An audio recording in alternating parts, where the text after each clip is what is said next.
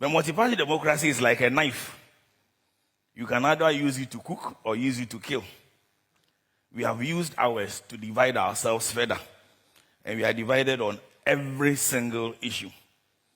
And when we fail, collectively, we find excuses and escapism. There are two key escapes that we take. One is the external shock escapism. Every single party, when it fails to deliver its own manifestos, even though it is non-binding, blames external shocks as the reason for its inability to deliver.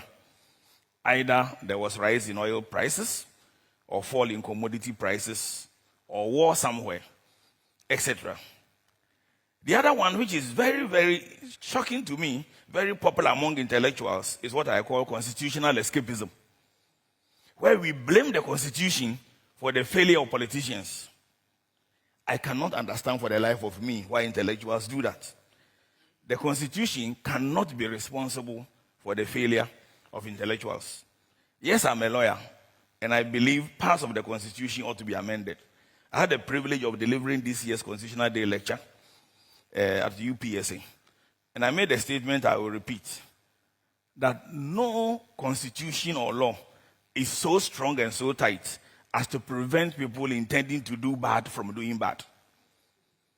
And no law is so good as to prevent good-intentioned people from doing from doing what they want to do. In other words, people want to do bad things who go around the law. And people who want to do good things, notwithstanding how bad the law is, will do the good things. I've said elsewhere that so far as I'm concerned, cabinet consists of 19 people maximum. And therefore we can manage this country with no more than 19 ministries and keep it at that. But we've gone around the law under every single government, and we have reasons and we distinguish and all those kind of things that, of course, we lawyers help them do that.